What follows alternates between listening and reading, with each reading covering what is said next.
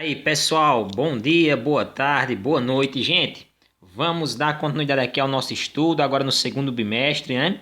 Pessoal, vou começar esse estudo aqui com uma pergunta aí. Do que são feitos os seres vivos? E aí, o que vocês respondem aí diante dessa pergunta? Bom, se alguém dissesse aí, pessoal, que os seres vivos são feitos de átomos, essa resposta ela não estaria errada, certo? De fato, os seres vivos são feitos também de átomos, claro.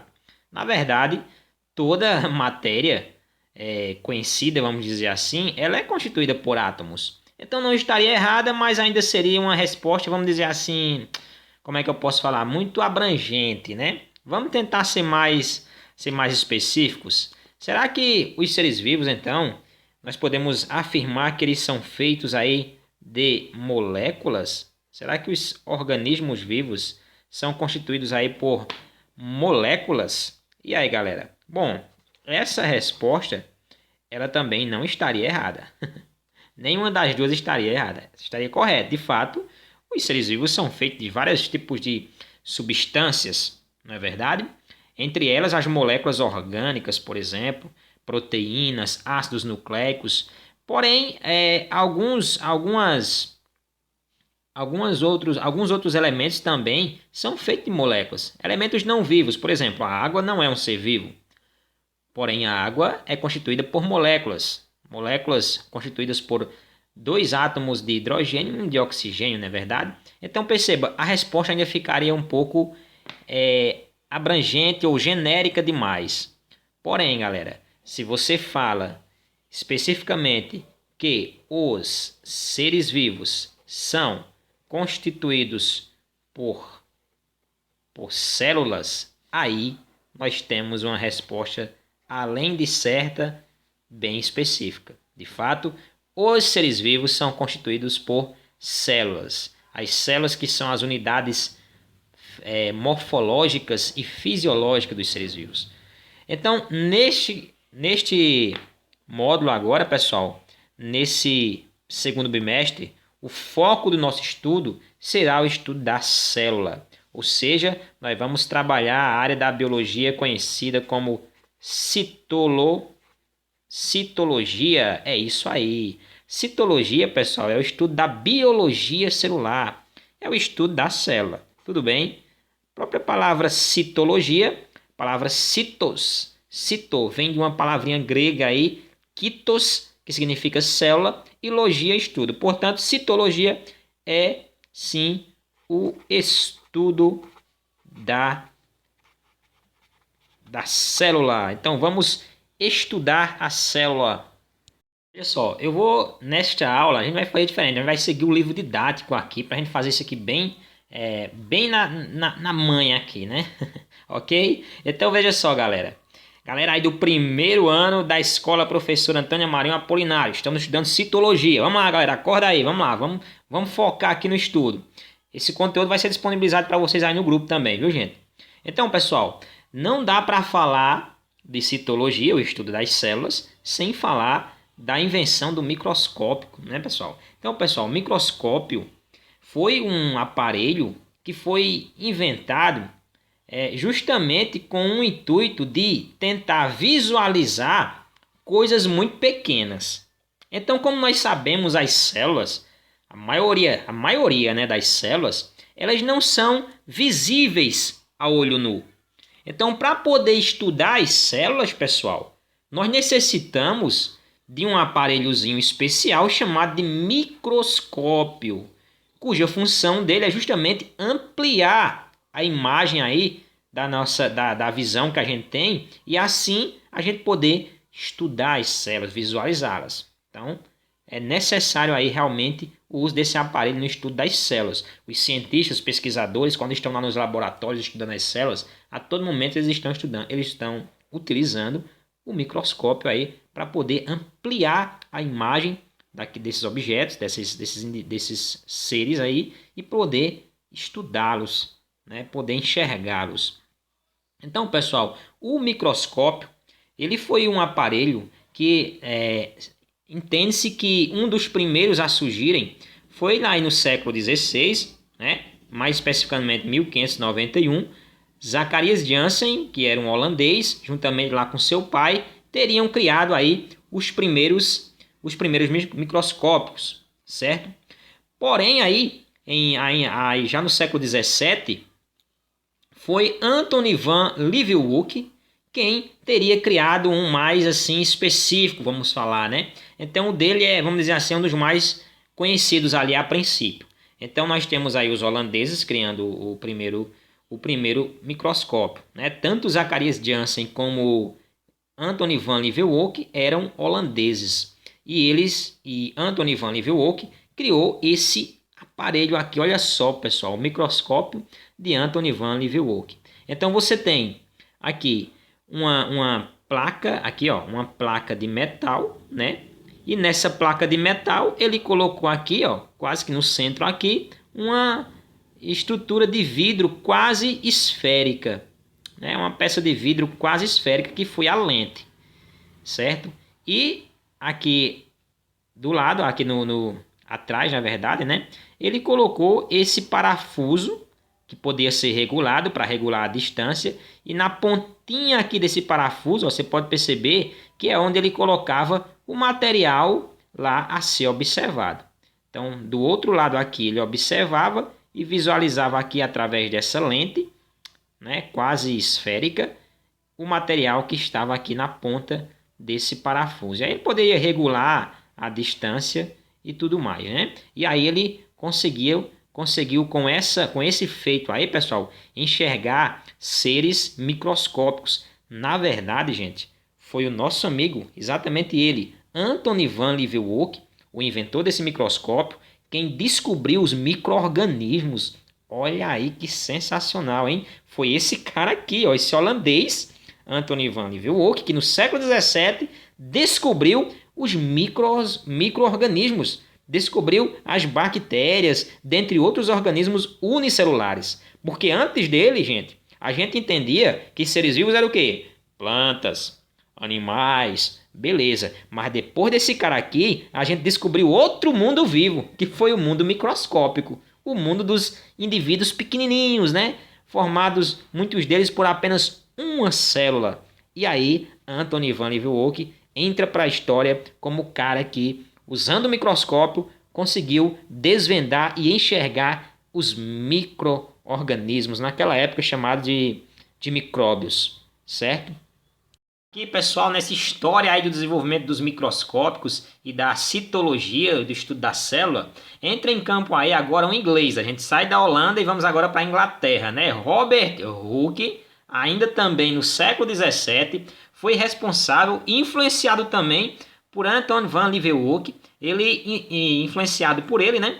Ele cria também o seu microscópio. E agora ele cria um microscópio mais sofisticado um pouquinho, olha só. Enquanto o microscópio lá do holandês era de apenas uma lente, o de Robert Hooke aqui, ó, tá aqui a foto do nosso camarada aqui, ele era, de fato, um microscópio mais sofisticado, porque tinha duas lentes. Tinha a lente aqui, a ocular, e aqui, um pouco mais embaixo aqui, né, ó, a lente objetiva.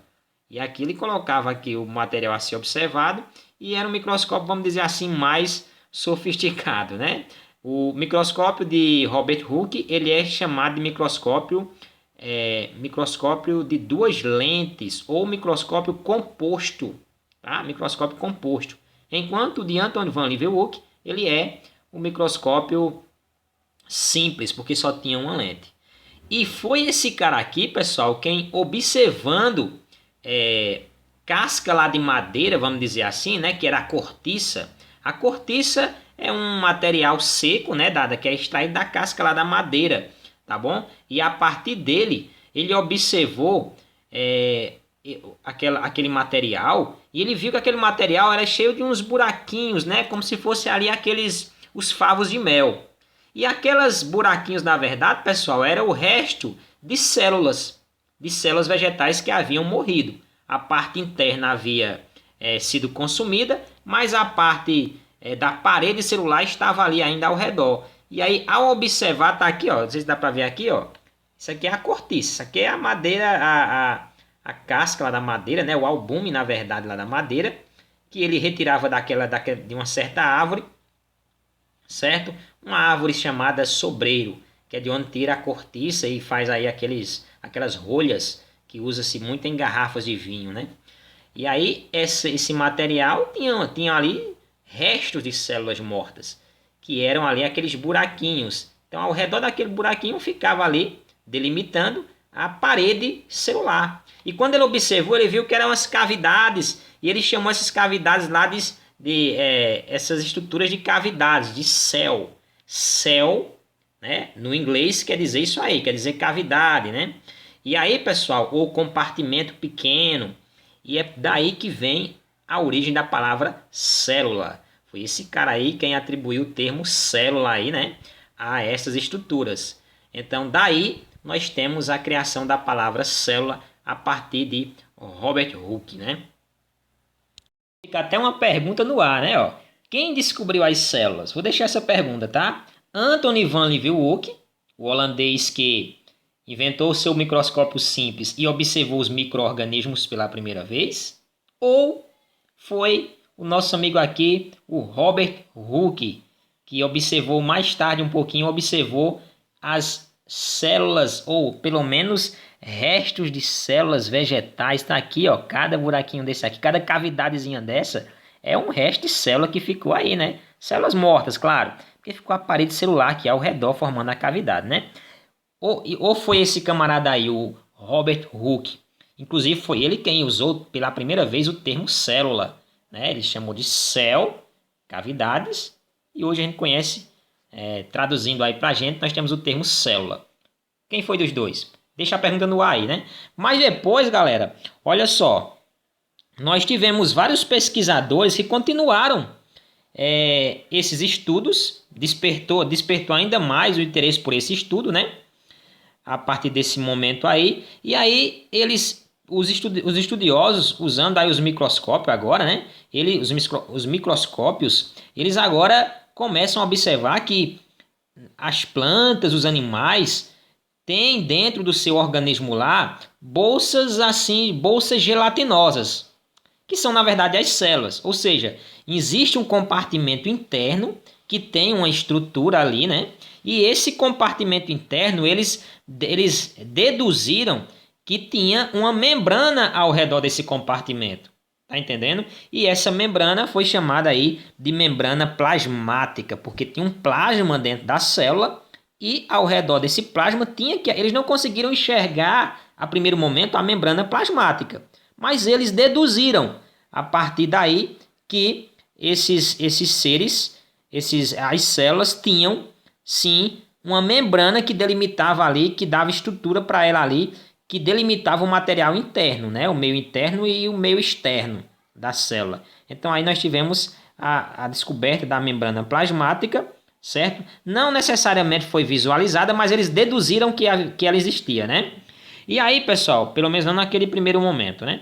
E aí, pessoal, depois entra em campo aí a Escócia, o escocês Robert Brown, aí já no século XVIII, entrando aí no século XIX, ele descobre então o núcleo celular. Ele viu que lá no centro, ali na parte ali das células, haviam uma estruturazinha ovoide, né? E ele chamou essa estrutura de núcleo, o núcleo celular, que hoje a gente sabe que é onde está contido o nosso material genético, né, galera?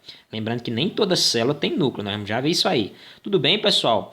E ele também, a partir dessas observações, deduziram também que além do núcleo celular, haviam também, como se fossem ali pequenos órgãos que faziam com que a célula funcionasse, né? E esses pequenos órgãos foram chamados de organelas. É isso aí.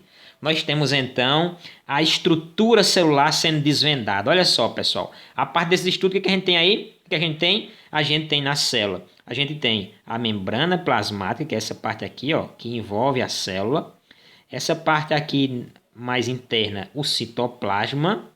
E aqui, nessa parte aqui central, o núcleo. E além deles tem também as organelas, que não estão sendo mostradas aqui nessa figura, mas as organelas são as estruturas, né, que fazem com que a célula funcione, como se fossem pequenos órgãos, né, que fazem a célula funcionar.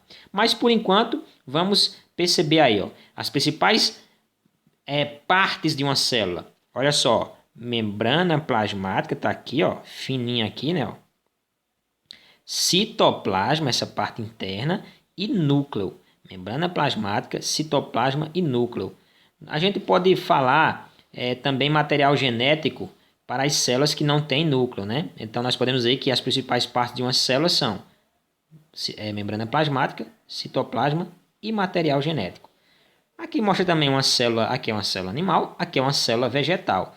Uma diferença fundamental aqui, né, pessoal, é que na célula vegetal, além da membrana plasmática, tem também a parede celular, que foi justamente essa parede celular que Robert Hooke observou aqui na cortiça. Tá certo, pessoal? Então, vamos continuar aí. Quase 150 anos depois, aí, já no século XIX, após aí, né, o nosso amigo, os holandeses terem criado o microscópio, né, após Anthony van Leeuwenhoek ter inventado, ter descoberto aí os micro-organismos, micróbios, e após também Robert Hooke ter feito o microscópio composto e criado aí o termo célula, né, nós chegamos agora à teoria celular. Opa, essa teoria é fundamental em citologia, em biologia, galera, porque é ela quem diz o que são, na verdade, as características inerentes aos seres vivos e o que são as particularidades do ser vivo, que é ser constituído por células. Tá entendendo, galera, do primeiro ano? Então vamos com calma aí. Olha só, quem vai entrar em campo agora são os alemães. A gente tá indo de país a país aí nessas descobertas, né? Ó, já vimos lá holandeses que fizeram microscópio, escoceses que descobriram aí o núcleo celular, né? Ingleses que também fizeram microscópio e agora os alemães entram em cena. Então tudo se dá ali nesse primeiro momento na Europa, né? É bom a gente ter essa ideia histórica e geográfica aí também dos acontecimentos. Galera, perceba o seguinte. A teoria celular, a partir desses estudos com o uso do microscópio, né, reunindo várias informações de outros estudiosos também, o nosso amigo Matthias Schleiden, certo? Juntamente aí com Theodor Schwann, olha esses nomes alemães aí, hein? Século XIX, elaboraram a teoria celular. O que é que diz, professor? Afinal de contas, a teoria celular. Bora aqui, ó. Então, as três premissas básicas da teoria celular são as seguintes, pessoal. Olha só. Primeiro, todo ser vivo é formado por células. Ok? E as células são as unidades funcionais dos seres vivos. E as células são também as unidades anatômicas dos seres vivos. Certo? E também diz que toda célula vem a partir de outra célula. Então, as três, eu resumi aí, pessoal, depois vocês podem ver aí no conteúdo que eu vou enviar, né? De maneira mais extensa. As três premissas básicas da teoria celular. Todo ser vivo é constituído por célula, né? Que são as unidades morfológicas dos seres vivos. Todo ser vivo funciona graças às suas células, né? E as células geram outras células. Isso é o que diz a teoria celular desses dois camaradas aí. Olha aí o retrato deles aí, olha só o retrato deles aí. O retrato de Matthias Schleiden e o retrato de Theodor Schwann. Esses dois alemães aí que elaboraram essa importante teoria, a teoria celular. Tranquilo? Aqui, pessoal, ainda falando aqui dos microscópios, então olha aí, pessoal, você vê nessa foto aí uma pesquisadora, né, colocando aí em prática essa ação aí de visualizar objetos muito pequenos aí na lente do microscópio. Então tá aí, pessoal. Basicamente, gente, nós vamos ter as seguintes partes aqui do microscópio. É importante a gente ver sobre isso, porque afinal de contas é esse aparelho que possibilita o estudo das células, né? Então você tem aqui uma base, né, ó, a base do microscópio. Aqui você tem uma fonte de luz, e aí é que nós temos a ideia de microscópio óptico. Esse é o microscópio óptico muito utilizado, um dos mais comuns aí nos laboratórios, né? Porque utiliza uma fonte de luz. Então, o que acontece? Essa fonte de luz ela é irradiada aqui, ó. Então, os raios de luz atingem essa lente, chamada de lente condensadora. essa lente condensadora, como é que eu posso dizer? Elas concentram, isso mesmo, elas concentram os raios de luz e fazem com que esse raio de luz passe através de um material, né? É por isso que é muito importante que o material esteja bem fininho, para que a luz atravesse ele e possa gerar o reflexo lá da imagem, certo? Aqui, essa reflexo, essa imagem, ela é absorvida então aqui pela lente objetiva e a imagem então é levada até a lente ocular. E aí vai para o olho, claro, do observador, que observa ali o material ali em análise. Então esse, pessoal, é um microscópio óptico muito utilizado aí nos laboratórios, né? Inclusive aí na escola tem um. Como a gente está na aula remota aqui, não vai dar para a gente usar ele. Mas quando a gente retornar na presencial, a gente pode ver ele aí, tá certo? Ainda sobre os microscópios, a gente vai falar um pouco aqui mais sobre eles, que é importante isso aqui, na parte de microbiologia, né? Galera, olha só. Aqui um microscópio, olha que microscópio bonito, gente, que eu fiz aqui, ó. Lindo, né? Então tá aqui, ó. Nós sabemos que aqui é a lente ocular, né? E aqui é a objetiva. Pessoal, para saber de quanto foi o aumento, ou seja, quantas vezes foi o aumento, a ampliação da imagem do objeto que a gente está observando aqui. Então, vamos dizer que aqui tem um objeto sendo observado, né? Que pelas lentes objetivas e oculares aqui do microscópio. E aí, nós queremos saber qual é a potência daquele microscópio. Quantas vezes ele aumenta a imagem daquele objeto para o nosso olho poder enxergar aí. Bom, é muito simples, pessoal. Para saber essa definição aí, ó, é só você observar qual é a potência lá de aumento da lente ocular e a potência de aumento da lente objetiva. Por exemplo, lá vai estar escrito no microscópio, tá? Então, se lá na objetiva, na ocular aqui, né, tiver, por exemplo, 10 vezes, tiver escrito aqui na ocular, 10 vezes, e aqui na objetiva, tiver escrito aqui, vamos colocar aqui, por exemplo, 40 vezes, ou seja, para você saber de quanto vai ser o aumento aqui dessa imagem, é só você multiplicar a potência da ocular vezes a potência da objetiva. Então aqui fica 10 vezes 40, então o aumento aqui será, né, de 400 vezes aí o aumento da imagem que você está observando. Claro que lá tem vários tipos de lente, tem uma lá que, por exemplo, é 20 vezes, outra lá que é 60 vezes e por aí vai. Mas aqui é um exemplo que eu estou dando para vocês. É só você olhar a ocular que você está usando, qual é a potência dela? 10 vezes? Beleza. A objetiva que você está usando, qual é a potência dela? 40 vezes? Então o aumento será de 400 vezes. 10 vezes 40, 400. Tranquilo? Esse será o aumento, a ampliação da imagem aí. Tranquilo? Outro conceito importante aí dentro desse estudo dos microscópios, pessoal, é o seguinte. Veja bem, a nossa visão, pessoal, a visão humana, o limite dela, que ela consegue separar dois objetos sendo observados, é de apenas 1/10 de milímetro, tá? Então, por exemplo, se você tem aqui dois objetos, você está conseguindo diferenciar os dois objetos. Existe um espaço aqui entre eles, né? Se a sua visão não conseguisse identificar esse espaço, você ia ver como se fosse uma coisa só, assim, ó. Esses objetos aí, né, ó. Tudo junto e misturado. Mas graças a esse poder de resolução, galera, isso aí a gente chama de poder de resolução que a sua visão tem, você consegue enxergar esses dois pontos separadamente. Então, gente, poder de resolução é isso. É o quanto a nossa visão consegue diferenciar dois pontos, ou mais pontos, né? Separadamente. Se você não conseguir ver eles separadamente, quer dizer que sua visão não conseguiu resolver. Por isso que chama resolução.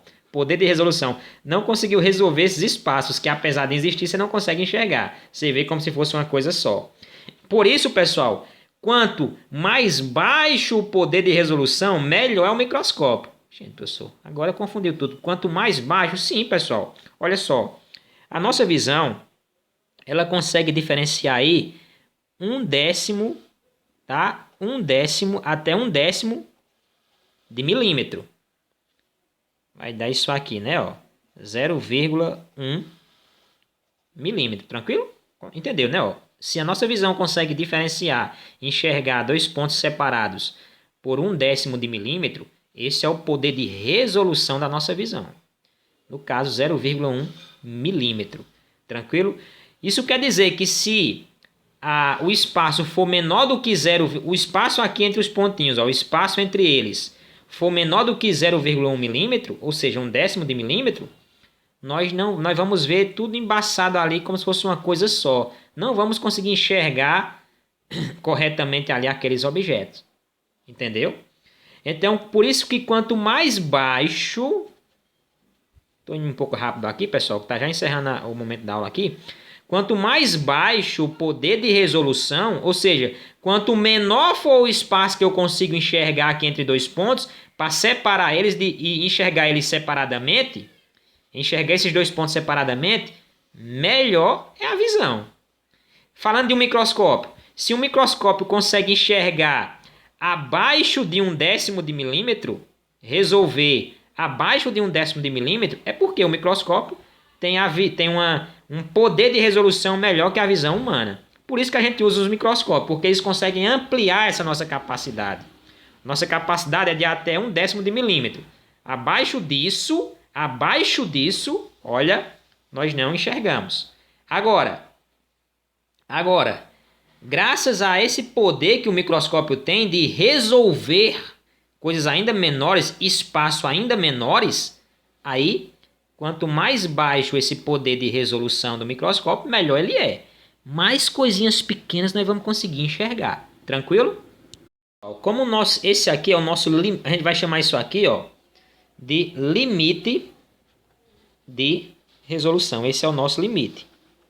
Limite de resolução, que é 1/10 de milímetro, ou 0,1 milímetro, né? Ó. Esse é o nosso limite, que a gente consegue diferenciar dois pontos, 1/10 de milímetro ou 0,1 milímetro. Ok? E aí o que acontece? Quanto mais baixo é o limite, ou seja, quanto menor for o espaço que a gente consegue resolver, maior será o quê? O poder de resolução. Você entendeu? Quanto mais baixo esse limite, ou seja, a visão humana, 0,1 milímetro. Mas se um aparelho consegue resolver abaixo de 0,1 milímetro, enxergar abaixo de 0,1 milímetro, abaixo, quer dizer que o limite de resolução dele é mais baixo ainda, então o poder de resolução dele é maior. Compreendeu a lógica aí, né? Daqui a pouco eu vou mandar o conteúdo aí para vocês, tá bom? Em texto também, para vocês darem uma olhada. Isso aqui, pessoal, olha só, o olho humano, o limite de resolução, ou seja, o que ele consegue diferenciar ali de espaço entre dois pontos, é de 0,1 milímetro. Tá? Abaixo disso a gente já não consegue enxergar diferenciadamente. E alguns microscópios fotônicos, olha só o limite de resolução, 0,00025 milímetros, ou seja, isso aqui é muito menor que isso aqui, né? Então percebam, pessoal, o limite de resolução desse microscópio é bem mais baixo do que o limite de resolução do olho humano. Então, se é mais baixo, quer dizer o quê? Que ele consegue diferenciar pontos entre num espaço ainda menor. Então, o poder de resolução desse microscópio é maior que o poder de resolução da visão humana. Daí a importância do uso do microscópio na visualização das células. Quando nós estamos trabalhando com medidas, né?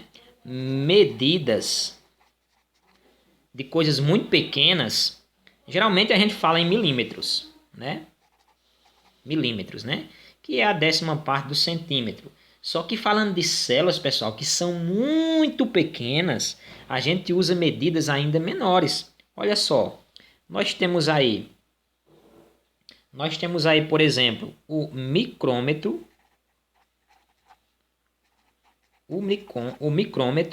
certo? Professor, o que é um micrômetro? Pessoal, o micrômetro, ele equivale a milésima parte, olha só, a milésima parte de 1 milímetro.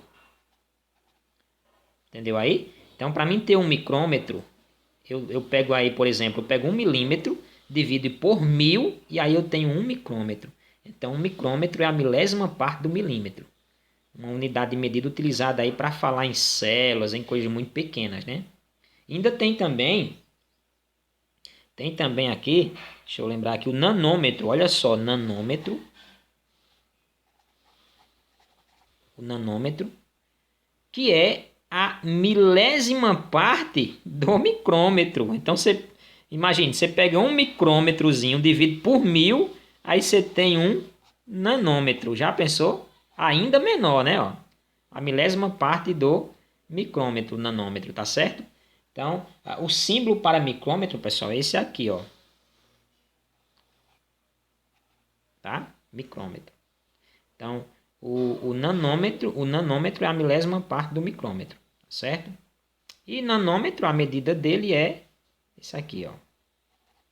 Certo? Então tá aí, galera. Deu para perceber essa lógicazinha aí, né? Ó. Então tem o milímetro, só para a gente ter uma base. Mas quando a gente fala de coisas muito pequenas, nós falamos também micrômetro e nanômetro.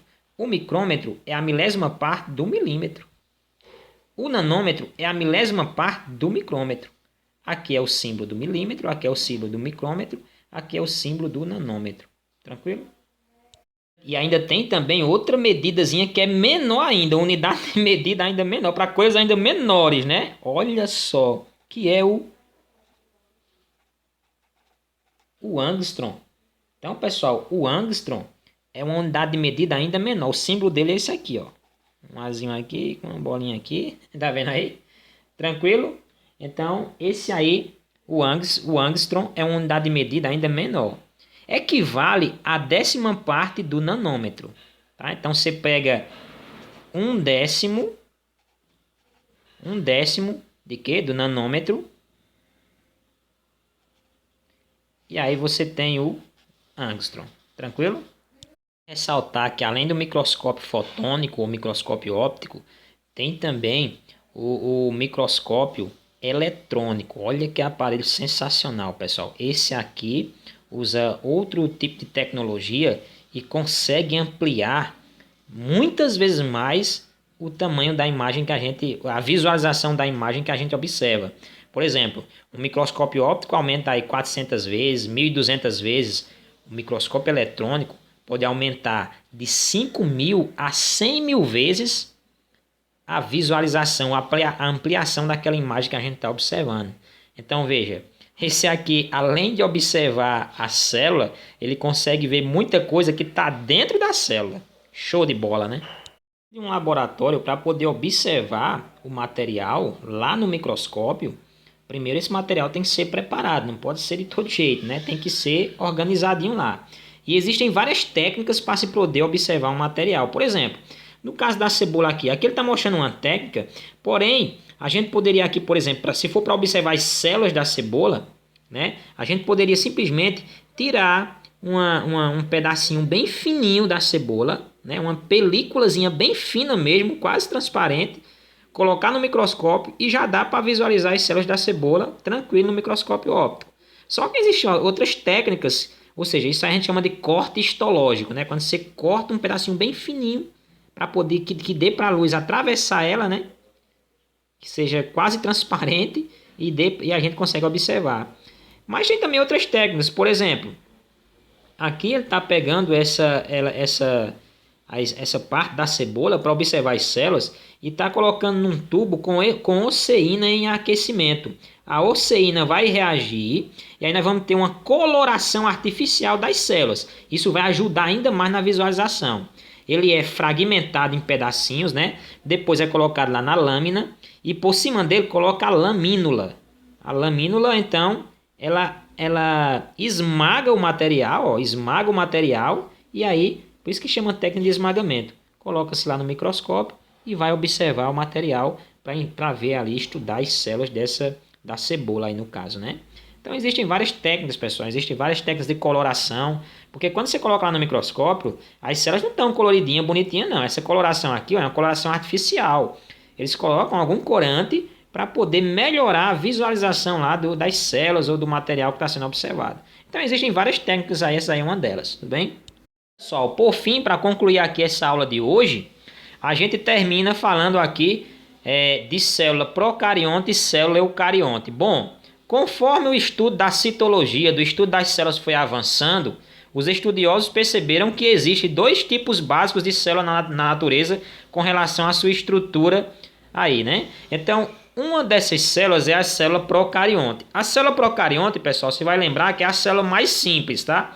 Por que mais simples, professor? Porque basicamente ela não tem núcleo celular, também não tem organelas tão bem estruturadas quanto a célula eucarionte. Então, olha só, célula procarionte são as células das bactérias. Pronto, já era. Você lembra aí? As arqueobactérias e bactérias são células procariontes. Por que mesmo, professor? Porque não tem a carioteca, a membrana que forma lá o núcleo.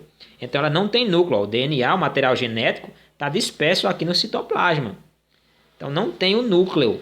E a célula eucarionte, olha aqui, pessoal, tem núcleo. Percebeu? Olha o núcleo aqui no centro. Ó.